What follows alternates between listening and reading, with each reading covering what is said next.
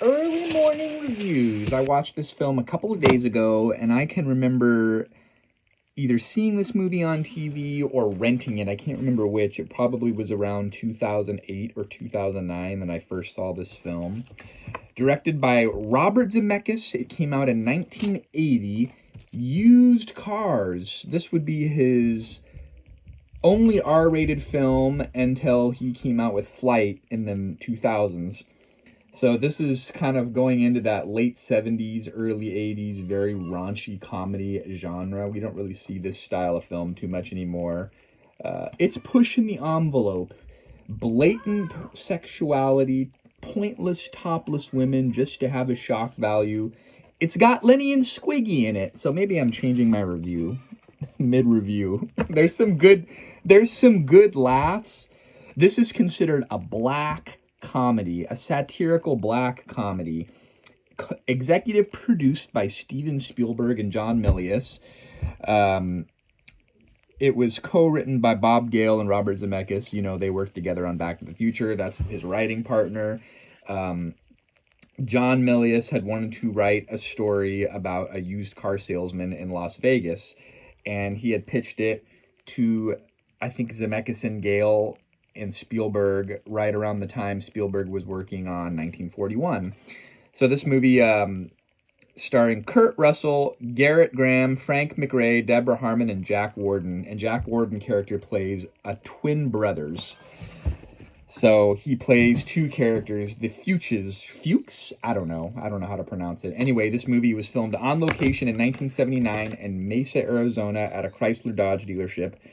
And it's about twin brothers that have competing dealerships right across the street from each other. One brother has a successful franchise dealership, and the other brother has a very shady used car lot called New Deal Used Cars. Kurt Russell plays one of the salesmen.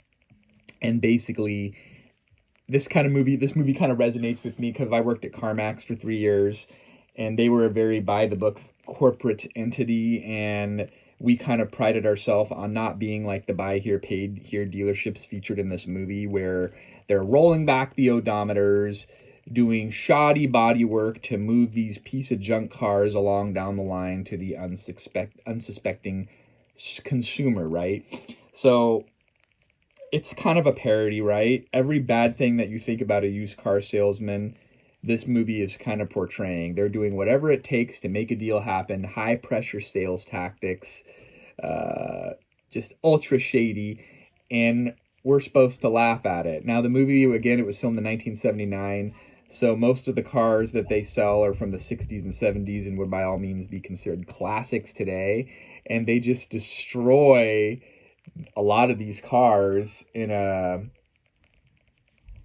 I don't want to call it a pursuit. I guess it was kind of a police pursuit at the end of the movie. I couldn't find statistics on how many cars they wrecked. They say that there was 250 cars. The whole premise of the movie is they're going to lose their dealership to false advertising because they say they have a mile of cars, and they determine that a mile of cars is 250 cars parked end to end. So the movie kind of has this pinnacle where they're trying to drive 250 cars across the Arizona desert to get them to the dealership before a judge comes to inspect it and see if that's a true statement that they were making in a TV advertisement, right? This movie has a 113-minute runtime. It's got a Rotten Tomatoes score of 77%, over 5,000 audience members. Their average is 69%. IMDb 6.7 out of 10. There's not really enough reviews for Google users to leave their mark on a critic average, as it were. The movie had an $8 million budget and went on to have a modest box office return of $12 million. It came out in July of 1980. Fun fact, my parents were married in February of 1980. Huge shout out, mom and dad. So this movie is coming up on being 45 years old. I love Kurt Russell in it. He is this aspiring, shady used car salesman to become a shady politician where he's paying to play in Arizona politics. So there's a good social commentary there. I like that. Incredibly raunchy. I feel like this movie could have been rated PG and have been more attainable for kids and parents if it didn't have so much profanity and so much nudity. But again, it's fitting into that late 70s, early 80s kind of Porky's, Animal House, very raunchy and crude humor genre. And again, it has become a cult classic based off of what I read now. It's a fun movie. This is the second time I've watched it, and it's been on my list of stuff to revisit and talk about. But it's not my favorite Zemeckis movie. It's just, I think this movie could have been a much more attainable movie if it would have been maybe a PG movie. And again, it's a very specific audience being rated R, and it's by all means deserving of the R rating. Loved the Jack Warden character, loved the Kurt Russell character. There's even I don't remember what his name is, but one of the guys that plays the Dracula-ish character on the Munsters, he's in it.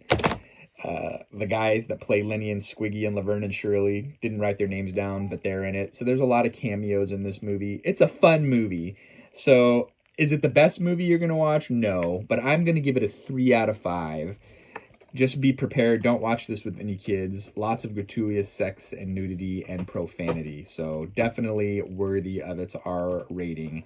And one of the only 2 Robert Zemeckis movies to be rated R. It is a movie of its time. If you are sensitive, don't watch it. It's going to offend you. Until next time, folks, we'll see you then.